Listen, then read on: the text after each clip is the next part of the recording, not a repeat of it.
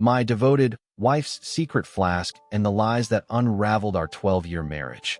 How I survived gaslighting, betrayal, and divorce with bonus hotel receipt. Throw RA.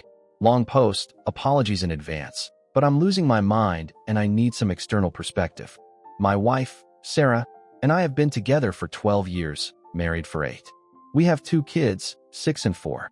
Up until about 6 to 8 months ago, I would have told you we had a rock-solid, if sometimes challenging, marriage. We had our spats, sure, but we always came back to each other. She was vivacious, sometimes a bit fiery, but that was part of her charm. Now it feels like I'm living with a stranger, or worse, a hostile roommate who occasionally tolerates my presence. It started subtly. Little things. Her phone, which used to be left on the counter, suddenly became a permanent extension of her hand. She'd take it to the bathroom, to the laundry room, even when she was just stepping out to the garage for 2 minutes. If I ever glanced at it, even innocently, she'd snatch it away like I was trying to steal state secrets. Privacy, John. Do you not trust me? She'd snap, her voice dripping with venom, even though 5 minutes prior she'd been scrolling through my emails on my laptop because she needed to check something for the kids' school. Then came the late nights. Work stuff, she'd say, even though her job has standard hours. Or grabbing a drink with Kelly. But Kelly would always seem vague when I'd text her later about something. Sarah would come home smelling faintly of something unfamiliar, not perfume, not smoke, just different. She'd be defensive immediately, before I even opened my mouth. Are you going to interrogate me now, John? I'm exhausted. Can I just have 5 minutes without the Spanish Inquisition? The intimacy, which wasn't exactly fireworks level before, completely flatlined. Any attempt from my side was met with a sigh, a roll of the eyes, or a, I'm not in the mood. I have a headache / I'm tired / I'm stressed. And then she'd be back to scrolling on her phone, laughing at something private, a secret smile playing on her lips that was definitely not for me. Our conversations became clipped, utilitarian. It was all about the kids' schedules, bills, grocery lists. Any attempt to talk about us was met with a brick wall. She became incredibly critical, almost contemptuous. My cooking wasn't good enough. My jokes weren't funny. The way I loaded the dishwasher was wrong. The way I helped the kids with homework was not helpful, actually disruptive. It was a constant barrage of low-level negativity, interspersed with long periods of silence where she was just absorbed in her phone. And when I tried to address it, to say, hey, are you okay? You seem really distant lately, she'd explode. Oh, I'm distant. You're the one who never listens, who's always criticizing me. You're so paranoid, John. Do you think I'm having an affair or something? Is that what this is about? She'd spit it out, almost daring me to confirm her ridiculous accusation, turning the tables so fast it would make my head spin. I'd stammer, backtrack, apologize for even suggesting it, and she'd just walk away, leaving me feeling like the bad guy. I tried to ignore it, to rationalize it. Stress at work, new challenges with the kids, maybe I wasn't being supportive enough.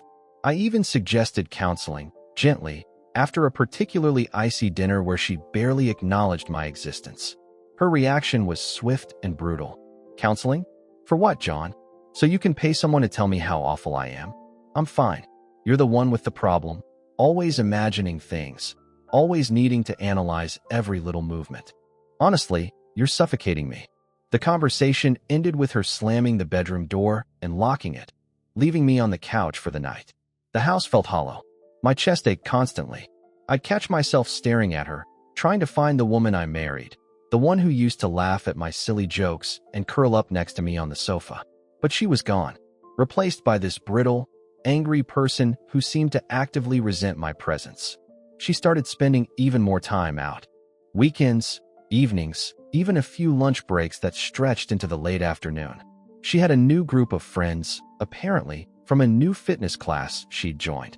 I never met them, never heard their names beyond a passing mention, and if I asked her to elaborate, she'd get defensive again. What? Do you need a full itinerary, John? Am I on probation? I'm a grown woman. I can have friends. One Saturday, she announced she was going to a girls' brunch and wouldn't be back until late afternoon. She dressed meticulously, more so than she had for any date we'd had in years. New dress, hair perfect, a scent I didn't recognize again, but this one was stronger, sweeter. My gut was screaming. I felt a cold dread settle in my stomach, like a lead weight. I tried to focus on the kids, building a ridiculously elaborate Lego castle, but my mind kept drifting. Who was she with? Where was she really going? Later that day, around 3 p.m., I was sorting through a pile of old clothes for donation. Sarah had a habit of leaving her gym bag in the laundry room for days, and I figured I'd finally put it away. As I picked it up, something slid out of the side pocket and clattered onto the tile floor. It was a small, ornate silver flask. My eyebrows shot up. Sarah wasn't a flask person. Never had been. She'd occasionally enjoy a glass of wine, but this was completely out of character. Curiosity, or perhaps an instinct for self-preservation, made me pick it up. It felt heavy, full, and then I noticed the faint engraving on the side. 2 initials, S, M. I knew the S was for Sarah, but the M? There was no M in her maiden name, no M in her current name. My heart started to pound. This wasn't some casual gym accessory. This was specific. I stood there, holding that flask, my world tilting on its axis. My hands started to shake. S, M. The initials burned into my brain. I knew, with a horrible, sickening certainty, that this wasn't innocent. This wasn't a gift from Kelly or any of her other supposed new friends. This was something more. My mind raced, connecting all the dots I had desperately tried to ignore. The phone glued to her hand, the late nights, the sudden secrecy, the defensiveness, the complete lack of intimacy, the emotional distance, the new clothes, the unfamiliar scents, the contemptuous attitude. It all clicked into place, forming a picture I never wanted to see. My stomach churned. I felt a wave of nausea wash over me. I wanted to throw the flask against the wall, to smash it into a million pieces, to deny what it implied. But I couldn't. I just stood there, paralyzed, the silver cold against my palm. The kids were playing in the living room, their innocent laughter echoing through the house, a stark contrast to the earthquake happening inside me. I put the flask back in her bag, trying to make it look undisturbed, though I knew I'd never look at that bag the same way again. The rest of the afternoon was a blur. I went through the motions with the kids, played with them, read to them, but my mind was 1,000 miles away, replaying every suspicious interaction, every sharp word, every averted gaze. Every single time she had yelled, "Do you think I'm having an affair, John?" now sounded like a confession, a desperate attempt to deflect, to make me feel crazy. Around 6 p.m., I heard her car pull into the driveway. My heart leaped into my throat. Adrenaline surged through me. This was it, the moment of truth. She walked in, looking flushed and a little disheveled, but with a bright, almost artificial smile. "Hey babe, how were the kids?" she chirped, throwing her keys onto the entry table. She still smelled of that strange, sweet perfume, mingled now with something else, a faint, musky scent that definitely wasn't mine. "Fine," I managed to choke out, my voice sounding like gravel. She paused, noticing the tension in my posture, the way I was gripping the edge of the kitchen counter. Her smile faltered. "What's wrong?" she asked, her tone already shifting, defensively. I looked at her, really looked at her. Her eyes, usually so expressive, were now guarded, almost defiant. "We need to talk," I said, my voice barely a whisper but firm. Her eyes narrowed immediately. "Talk about what, John? I just got home. I'm tired. Can it wait?" The dismissiveness was a slap in the face, but I pushed through it. "No, it can't wait. It's about your gym bag." My voice was flat, devoid of emotion, a desperate attempt to keep myself from unraveling completely. She stiffened, her body language instantly defensive. "My gym bag? What about it? Did you go through my things?" Her voice was already rising, accusatory. "Something fell out of it when I moved it," I stated, trying to hold her gaze, to see anything in her eyes that resembled the woman I loved. "A flask, with the initials S, M." The color drained from her face. Her jaw visibly tightened. For a split second, a raw, naked panic flashed in her eyes. But then, it was gone, replaced by the familiar mask of indignation and anger. "A flask? What are you talking about? I don't have a flask." She scoffed, a forced laugh escaping her lips. "You're imagining things, John. Honestly, your paranoia is getting out of hand." "Don't lie to me, Sarah," I said, my voice rising a fraction, the control slipping. "I saw it. I held it. It had those initials. Who is M, Sarah? Who is M?" She took a step back, her hands on her hips. Em, there's no Em. Are you seriously accusing me of something based on some imaginary flask? You know what? This is ridiculous. You're always looking for a problem, always trying to find fault. I'm going to take a shower. She turned sharply, clearly intending to escape the conversation. No, I shouted, a guttural sound that even startled me. The kids, who had been quietly playing, froze. We're not done. Tell me the truth. Please, Sarah, just tell me the truth. My voice broke on the last word, the desperation finally seeping through. She spun back around, her face contorted into a snarl. The truth? The truth is you're a jealous, insecure mess, John. You can't handle the idea that I might have a life outside of you and these kids. This person, this Flask, it's all in your head. You're projecting your own insecurities onto me. She started pacing, her voice getting louder, more frantic. Maybe I do need a life outside of this house, outside of you, because you're driving me absolutely insane with your constant accusations and your need to control everything. It was a barrage, a smokescreen of anger designed to make me doubt myself, to make me feel guilty. But this time, it wasn't working. The image of the Flask, the initials, the months of subtle changes, it was too real. Sarah, stop it. I pleaded, feeling the tears welling up, a painful sting behind my eyes. Just tell me who he is. Her pacing stopped abruptly. She stared at me, her chest heaving. The sheer audacity of her denial, even in the face of such clear evidence, was breathtaking. For a moment, she just stood there, speechless, the anger momentarily replaced by something that looked like fear, or perhaps just pure, unadulterated annoyance at being caught. Then, her eyes hardened. She let out a short, bitter laugh. He? Oh, so now it's a he? You've really gone full detective, haven't you, John? You know what? Fine. You want to know about M? M is a client. A new, very important client I'm trying to impress. The Flask? It's a gift for him. From the company, for securing a major deal. I was just taking it in to get it engraved with his full name, but clearly, I forgot. She paused, her eyes narrowing. But I suppose you wouldn't understand the pressures of a real job, would you? Not when you're busy dissecting every aspect of my life. It was such a flimsy lie, so transparently ridiculous. A company gift, engraved with S.M. A client she was trying to impress by personally delivering a Flask with her initial on it? My mind reeled. The sheer disrespect of it, the assumption that I would be stupid enough to believe such a fabrication, infuriated me more than anything else. A client. I repeated, my voice dripping with disbelief. A client whose initials are S.M.? And you're gifting him a Flask from the company, but it already has your initial on it? Sarah, do you honestly think I'm that idiotic? Yes, I do actually, she snapped, her face flushed.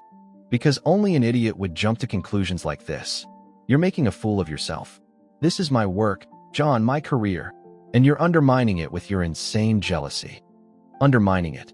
I barked, a raw, primal scream bubbling up from deep within me. Undermining it? You're out there cheating on me. You're lying to my face, and you have the gall to tell me I'm undermining you? The words were out before I could stop them, fueled by a searing hot anger that burned through my veins. Her eyes flashed. Cheating? You think I'm cheating on you? Is that what this is? My God, John, you really are pathetic. You're projecting, do you hear me? You're the one who's always glued to his phone, always distant, always withdrawn. Maybe you're the one who's having an affair, and you're just looking for an excuse to blame me. It was a desperate counterattack, a classic deflector move, and it was so predictable it almost made me laugh, despite the pain. She was twisting reality so violently, trying to make me the villain. I am not having an affair. I roared, slamming my hand on the counter. The sound echoed through the silent house. The kids started to cry in the living room. I'm not the one with the secret Flask, the new perfume, the late nights, the emotional black hole you've become. Just tell me, Sarah? Who is he? She finally broke. Her face crumpled, not with remorse, but with a frustrated, furious resignation. His name is Mark, she hissed through gritted teeth, her voice barely a whisper, laced with pure spite. He's from the gym, and it's none of your damn business. And with that, she spun on her heel and stormed out of the kitchen, leaving me standing there, utterly gutted, the sound of my children's sobs suddenly amplified. ringing in my ears like a death knell. The world went silent around me, even with the kids crying. Her words, "His name is Mark, he's from the gym, and it's none of your damn business," echoed in the cavern of my chest, shattering any last semblance of hope I had clung to. It wasn't just the confession, it was the way she said it, with such venom, such a lack of apology or remorse, as if I was the intruder for asking, for daring to uncover her betrayal. My knees felt weak. I stumbled backward until I hit the kitchen wall, sliding down it until I was sitting on the cold tile floor. The kids' crying became more urgent now, a distant, piercing sound. I barely registered it. All I could hear was Sarah's voice, cold and hateful, confirming my worst fears. The anger was immediate, a burning inferno that consumed every other emotion. It wasn't just the betrayal, it was the months of gaslighting, the lies, the accusations, the way she had systematically dismantled my self-worth while living this double life. She had made me feel like I was going insane, like I was the problem, when all along she was the one actively destroying our family. Then came the grief, a crushing wave that threatened to suffocate me. 12 years, 8 years of marriage, 2 beautiful children, all of it a lie, or at least the last several months of it. The future I had envisioned, the one we had planned together, evaporated into thin air. I saw her face, the way she had looked at me with contempt, the way she had pushed me away, and it twisted the knife deeper. Every single tender moment, every shared laugh, every quiet evening now felt tainted, retroactively cheapened by this monstrous secret she had been harboring. I squeezed my eyes shut, trying to stop the onslaught of images and memories. Our wedding day, her beaming smile. The birth of our children, her hand clasped in mine. All of it felt like a cruel joke now. The explanation for her distance, her anger, her secrecy wasn't stress, or my failings, or her privacy. It was him, Mark, some stranger she met at the gym, probably during those fitness classes that didn't exist, while I was home, trying to keep our family together, trying to figure out what was wrong with me. A sob tore through my chest, raw and ragged. It felt like I was being ripped open, my heart exposed and bleeding. I just sat there, slumped against the wall, the scent of her new perfume still lingering in the air, a cruel reminder of her double life. The kids were still crying, and for the first time, I couldn't bring myself to comfort them. I was broken, utterly, irrevocably broken. I don't know how long I sat there, curled up on the kitchen floor, trying to piece myself back together. The kids' cries eventually subsided, replaced by a quiet, anxious whimpering. That's what finally jolted me back to reality. My babies. They didn't deserve this. They didn't deserve to witness their father's collapse or their mother's cruelty. I slowly pushed myself up, my muscles aching, my head throbbing. My eyes were burning, my face wet with tears. I walked into the living room, trying to compose myself, to put on a brave face for them. My daughter, Lily, was huddled on the sofa, clutching her teddy bear, her eyes wide and red-rimmed. My son, Ben, was sitting on the floor, looking utterly lost. "Hey guys," I managed, my voice still hoarse. I sat down between them, pulling them into a tight hug. They clung to me, trembling slightly. "It's okay, everything's okay," I whispered, though it was a desperate lie. "Daddy's just a little stressed, but we're going to be fine." I buried my face in Lily's hair, inhaling the comforting scent of her shampoo, trying to find some anchor in the storm that was raging inside me. Sarah, of course, was nowhere to be found. She had retreated to the bedroom, the door ominously shut. Not a word from her, no attempt to comfort the kids she had just terrified, no acknowledgement of the wreckage she had caused. It was as if she had dropped a bomb and then casually walked away, leaving me to deal with the fallout. The evening was a blur of forced normalcy. I made them dinner, trying to engage them in conversation, trying to distract them and myself. I read them extra stories, lingering in their rooms, soaking in their innocent presence, feeling a fierce protectiveness swell within me. They were the only thing that mattered now. After they were finally asleep, the house plunged into a heavy silence. I walked past the closed bedroom door, pausing for a moment, my hand hovering over the knob. Part of me wanted to burst in, to scream, to demand answers, to throw every accusation I had. But another part, the exhausted, defeated part, knew it would be useless. She had already given me all the answers I needed, in her hateful tone, her contemptuous denial, and her final, venomous admission. I didn't go in. Instead, I went to my home office, pulled out my laptop, and started searching. Divorce lawyer Dubai. UAE family law infidelity. The words felt alien on the screen, surreal. This couldn't be my life. This couldn't be us. But the cold, hard reality was staring me in the face. My marriage was over. It had been over for a while. I just hadn't seen it through the fog of her lies. I spent a sleepless night, alternating between numb despair and incandescent rage. Every time I closed my eyes, I saw her face, sneering, lying, her eyes hard and cold. Every breath felt like a shard of glass in my lungs.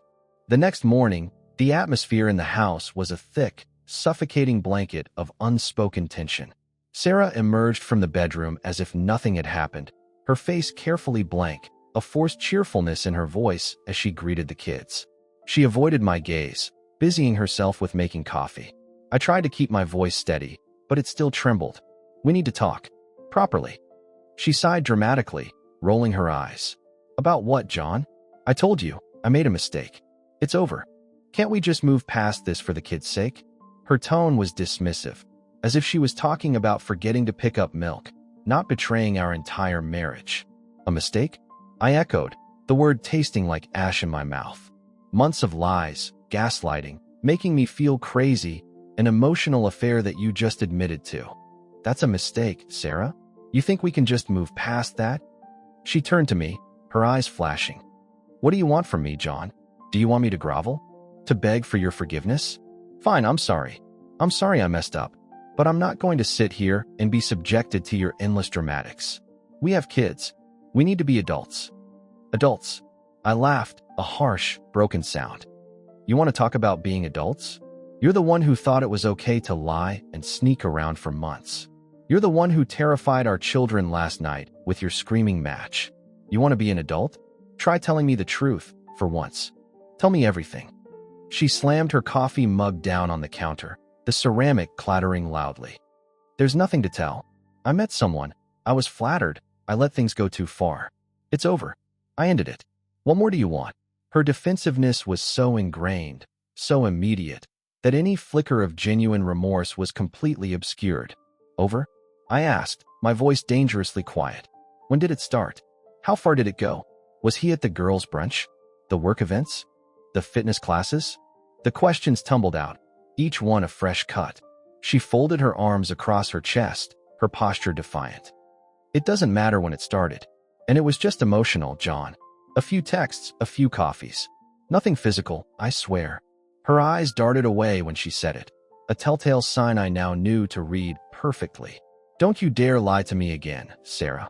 I warned, stepping closer, my voice low and menacing.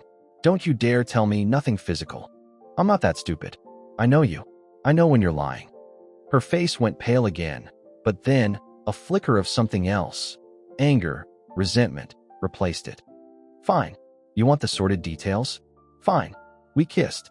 A few times. Happy now, John? Is that what you wanted to hear? Are you satisfied with your pound of flesh? She spat the words out, her voice laced with disgust, as if I was the one forcing her into this degradation, not her own actions. And the flask? I pressed, my voice still quiet, but firm.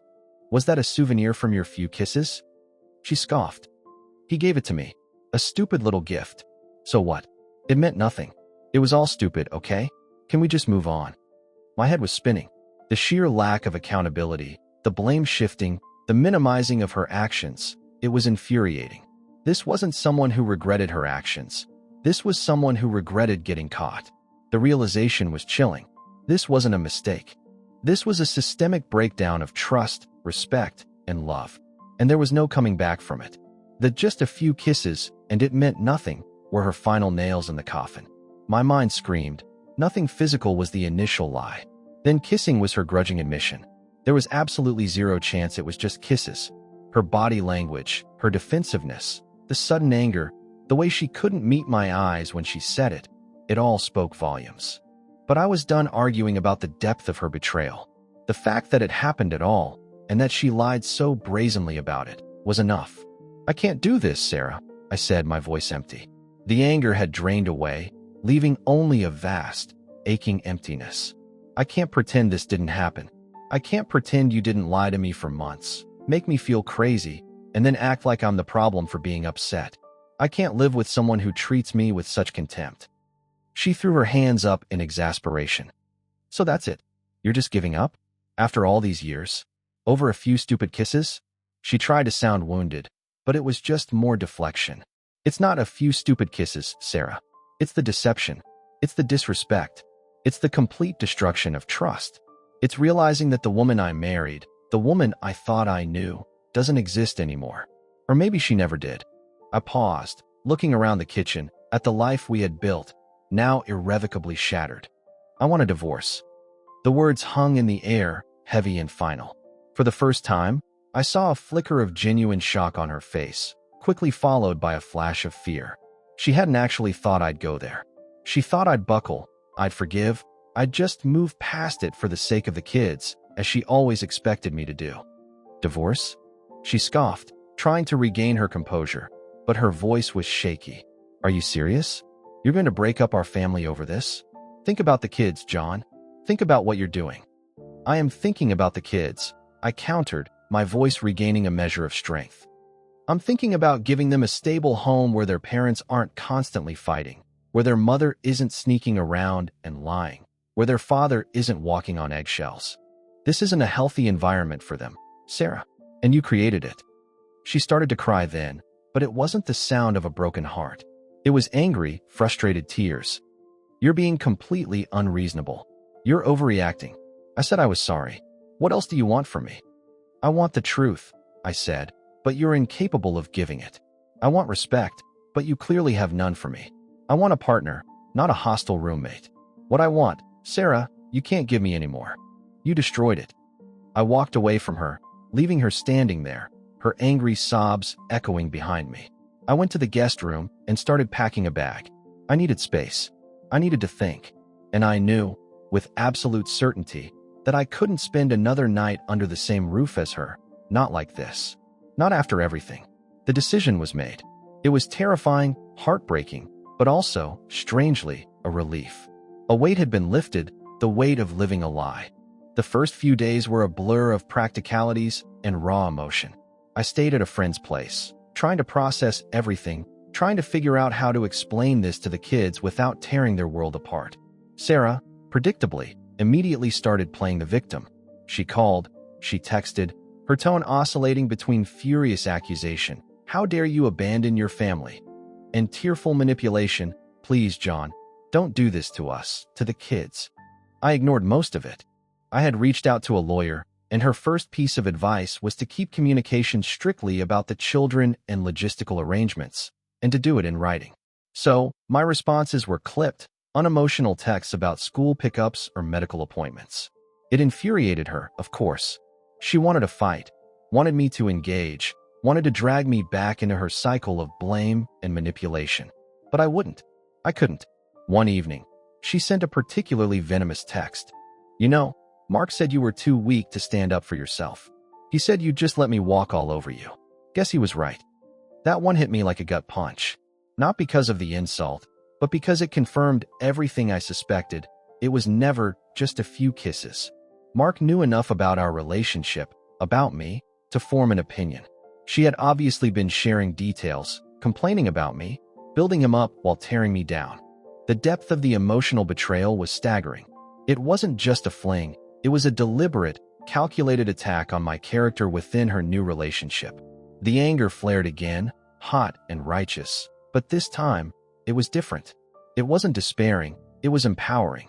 Her attempt to wound me, to diminish me, only solidified my resolve. I was not weak. I was strong enough to walk away from a toxic situation. I was strong enough to protect my children from her corrosive influence. I was strong enough to face the unknown, alone.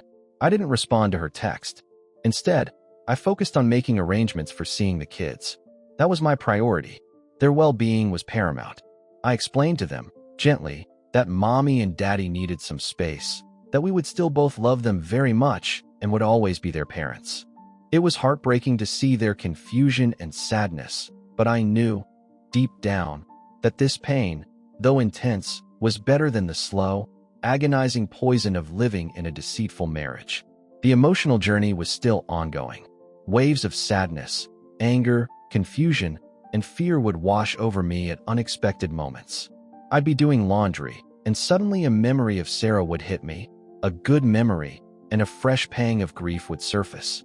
But alongside it, a growing sense of clarity and determination. The acceptance was starting to set in.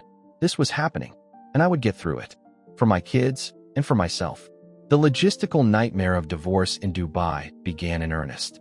Our lawyer was a godsend, guiding me through the intricacies of UAE law, which, while modernizing, still has its own unique complexities, especially regarding infidelity and child custody. Sarah continued her erratic behavior. One day she'd be sweet and remorseful, swearing it was a moment of weakness and she desperately wanted to save our marriage. The next, she'd be threatening to expose me, whatever that meant, or claiming I was trying to ruin her life. It was a constant barrage of emotional whiplash, but I had learned to disconnect, to see it for what it was, a desperate attempt to regain control. During one of her remorseful phases, she tried to convince me to go to couples counseling. Just one session, John, please? For the kids? No, Sarah. I replied, my voice calm but firm. There's nothing left to counsel. You lied for months. You gaslit me. You betrayed our vows. You only admitted to what you were forced to, and you never showed genuine remorse. Counseling is for people who both want to work on a marriage. You want to save face. I want to move on. This, of course, triggered another furious outburst about how I was stubborn, unforgiving, and a terrible husband. It was exhausting, but also strangely validating. Every time she launched into a tirade, it reinforced my decision. This wasn't a marriage that could be salvaged. It was a burnout shell. The kids were my focus. I made sure to spend quality, uninterrupted time with them. We went to the park, the beach, built more Lego castles. I saw their resilience, their ability to adapt, and it gave me strength. I learned to co-parent with Sarah, or rather, to communicate with her about co-parenting, strictly through text or email. This minimized the emotional manipulation and kept things focused on logistics. It was a cold, distant dynamic, but it was functional, and that was all I could ask for. One afternoon, a few weeks after I moved out, I was at our old house to pick up some more of my things. Sarah was out, thankfully. As I was packing up my books, I noticed a small, folded piece of paper tucked inside one of my old notebooks on the shelf. It looked like a receipt. Out of idle curiosity, I unfolded it. It was a hotel bill, a boutique hotel downtown, one she would never stay at for work. And it was dated from 2 months prior. 2 months before the Flask, before she even admitted to kissing Mark. The date wasn't even the worst part. The worst part was the duration, a 2-night stay. For 2 adults. My heart pounded again, a familiar, sickening rhythm. My breath hitched. 2 nights. 2 adults. She had been lying about just a few kisses, and it was only emotional. She had been lying all along. This wasn't a sudden mistake. This was a sustained, deliberate affair. The contempt she had for me, the brazenness of her lies, the sheer audacity of her deceit, knowing I was at home with our children. It was a cold, hard dose of reality that still had the power to shock me, even after everything. The rage, which I thought had subsided, flared up anew, more potent than ever. This woman had not just betrayed me, she had mocked me. The hotel receipt was the final, undeniable proof that her few kisses narrative was a complete fabrication. It stripped away any lingering shred of doubt, any flicker of hope that maybe, just maybe, it wasn't as bad as I thought. It was worse. Much, much worse. She wasn't just emotionally involved. She was physically involved, and had been for longer than she let on. I stared at the receipt, my hands trembling. The date. 2 adults. 2 nights. My mind conjured images I never wanted to see, of her with him in that hotel, while I was at home, worried about her, trying to manage the kids, trying to fix a marriage she was actively destroying. The rage became a cold, settled fury. This wasn't about a moment of weakness or a mistake. This was about deliberate, sustained deceit. I didn't confront her about the receipt directly. There was no point. It would just be another lie, another deflection, another attempt to make me feel crazy for finding evidence of her betrayal. I simply handed the receipt to my lawyer. Add this to the file, I said, my voice flat. This proves intent and a pattern of deception. My lawyer just nodded grimly. She'd seen it all before. The divorce proceedings were messy, as expected. Sarah fought me on everything. She tried to claim I was an unfit father because of my temper issues, conveniently forgetting her own violent outbursts, tried to demand an exorbitant settlement, tried to delay every step. She even tried to argue that I was the one having an affair based on my sudden desire for privacy, which was me talking to my lawyer.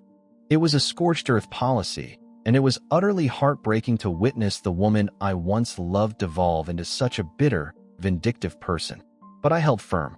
I had the evidence, the lawyer was excellent, and my resolve was unbreakable. The kids' well-being was my unwavering North Star. I wanted a fair co-parenting agreement and a resolution that allowed us both to move on, even if she seemed determined to drag it out for as long as possible. The emotional impact was profound. I went through stages of intense anger, deep sadness, confusion, and then, slowly, a fragile sense of peace. I started therapy, which was immensely helpful. It gave me a safe space to process the betrayal, the grief, and the destruction of my identity as a husband. I learned to differentiate between what I missed, the idea of our family, the stability, and what I didn't, the arguments, the tension, the lies. I started rebuilding my life, piece by painful piece. I reconnected with old friends, started exercising regularly, and focused on my career. Most importantly, I poured all my love and energy into my children. They were a constant source of joy and purpose, a reminder that even in the darkest times, there was light. My relationship with them deepened, becoming an even more powerful bond. I was their rock, and they were mine. The divorce finally came through, after what felt like an eternity of legal battles and emotional skirmishes. It was a strange mix of relief and melancholy. The marriage was truly over, officially. No more fighting, no more navigating her volatile moods, no more tiptoeing around her secrets. But also, no more us. No more the family unit I had once cherished. Sarah, predictably, immediately started dating openly. The Mark from the gym, it turned out, was still in the picture. She even introduced him to the kids shockingly quickly, which infuriated me, but my lawyer advised me to pick my battles. My focus remained on providing stability and emotional security for Lily and Ben. I made sure to talk to them often, letting them express their feelings about the changes, reassuring them of my unwavering love. The healing process wasn't linear. There were good days and bad days. Some days, I'd wake up feeling optimistic, ready to face the world. Other days, a wave of sadness or anger would hit me unexpectedly, a sudden memory or a trigger that would send me spiraling back into the pain. But with each passing week, the good days started to outnumber the bad. The sharp edges of grief began to soften. I learned invaluable lessons through this ordeal. First, trust your gut. Those little red flags, they're usually waving for a reason. Don't ignore them, don't rationalize them away. When someone's behavior shifts dramatically, when they become overly secretive or defensive, when intimacy disappears and contempt creeps in, it's not usually stress or my fault. It's often something far more sinister. Second, don't let anyone gaslight you into believing you're crazy. Sarah's constant accusations of my paranoia, my jealousy, my need to control, they were all projections of her own guilt and an attempt to manipulate me into silence. Your feelings are valid. If something feels wrong, it probably is. Seek external perspective, whether from a trusted friend or a therapist. Third, protect your children above all else. They are innocent bystanders in adult conflicts. Shield them from the worst of it. Maintain as much normalcy as possible and be their steady, loving presence. They need you to be strong, even when you feel shattered. Finally, and perhaps most importantly, learn to love yourself enough to walk away. It's incredibly difficult, especially when children are involved, but staying in a toxic, deceitful relationship will erode your soul. You deserve honesty, respect, and genuine love. It might feel like the end of your world, but it's often the painful beginning of a much better one built on truth and self-respect. I'm not fully healed yet, but I'm on my way. And for the first time in a very long time, I feel hopeful for the future. Months turned into a year, then two. Life, in its relentless way, continued moving forward. Sarah and I settled into a new routine of co-parenting, still distant, still strained, but functional. She remained with Mark, though from what I occasionally overheard from the kids or common acquaintances, it was a turbulent relationship, full of the same drama and mood swings I had become so accustomed to. Part of me felt a grim satisfaction in realizing that her issues weren't my issues, but simply her issues that she carried into every relationship. I, on the other hand, focused on myself and the kids. My career started to flourish now that my mental energy wasn't constantly consumed by marital strife. I found new hobbies, reconnected deeply with my own family, and built a supportive network of friends. The house, once filled with tension, was now a calm, happy space, filled with laughter and peace. The kids adjusted remarkably well. They thrived in the stable, predictable environment I provided. They saw a happy, engaged father, and they understood, in their own way, that the changes were for the better. We talked openly about feelings, about changes, about the importance of honesty, without ever bad-mouthing their mother. It was crucial for me that they understood that while mom and dad weren't together, we both loved them unconditionally. Dating was a challenge. The betrayal left deep scars, making it hard to trust again. I went on a few dates, some good, some not so good, but always with a cautious heart. It took a long time to feel safe enough to open up, to allow myself to be vulnerable again. But I knew it was important to try, to not let Sarah's actions define my future. One of the most profound shifts was my perspective on relationships. I used to think love meant enduring anything, sacrificing everything. Now I understand that true love, true partnership, requires mutual respect, honesty, and shared values. It's not about being suffocated or constantly questioned. It's about mutual support and open communication. I learned the hard way that self-preservation isn't selfish, it's essential. Looking back, the whole experience was a brutal crucible, but it forged a stronger, more self-aware version of myself. I learned the value of my own worth, the importance of boundaries, and the absolute necessity of walking away from what destroys you. The pain was immense, but the lessons were invaluable. If I had any advice for someone going through something similar, it would be this. 1. Document everything *, every suspicious text, every late night, every financial discrepancy. You might not think you need it now, but you will. 2. Trust your gut, but verify *, don't let paranoia consume you, but don't ignore the red flags. Seek concrete evidence before confronting. 3. Get professional help early *, a good lawyer is essential. A good therapist is equally, if not more, important for your mental health. 4. Lean on your support system * friends and family who truly care will be a lifeline. 5. Prioritize your children * their stability and emotional well-being should be your absolute number one focus. 6. Forgive yourself * it's easy to blame yourself, to replay every scenario. This was not your fault. You did not cause someone else's infidelity. 7. Embrace the pain, but don't wallow * acknowledge your feelings, let yourself grieve, but then, slowly, deliberately, start rebuilding. I'm still on this journey, still healing, still growing. But I'm no longer just surviving. I'm living. And that, after everything, feels like a monumental victory. Life continued to unfold, sometimes predictably, sometimes with unexpected twists. Sarah, true to form, managed to create more drama than a reality TV show. About 3 years after the divorce, I received a frantic call from her. Mark, the gym guy, had apparently been cheating on her with someone from his office. The irony was not lost on me. She was utterly devastated, claiming she finally understood how I must have felt. I listened calmly, a strange mix of emotions swirling inside me. There was a part of me, the vengeful part, that wanted to scream, "Serves you right." But mostly, there was just a profound sense of detachment.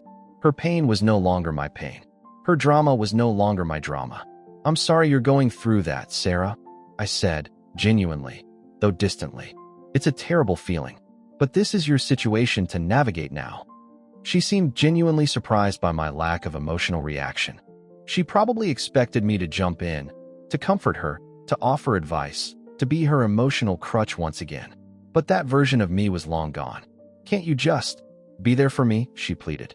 "I am there for our children, Sarah," I replied, keeping my voice even. My focus is and always will be on Lily and Ben. Beyond that, we are co-parents, nothing more. It was a hard line, but a necessary one. I had learned the bitter lesson of protecting my boundaries. This incident, however, did lead to a subtle shift in our co-parenting dynamic. When she was with Mark, she was often unreliable, canceling plans or shifting schedules last minute. Now, she became slightly more consistent, perhaps realizing the value of stable support, even if it was just from an ex-husband. The kids, now older, observed all of this with growing understanding. Lily, especially, was quite perceptive. One evening, after I had picked them up from Sarah's house after a particularly tearful drop-off where Sarah had been lamenting her breakup, Lily looked at me. "Dad," she said quietly, "Mommy's really sad. Did you feel like that when you and Mommy broke up?" My heart ached for her, for the burden of understanding adult pain. "Yes, honey," I admitted, looking at her. "It was one of the hardest times of my life. I was very sad and angry and confused. But I also knew it was the right decision for us, and for you and Ben. And it gets better, I promise." She nodded, seemingly satisfied, then leaned her head against my arm. "I'm glad you're happy now, Dad."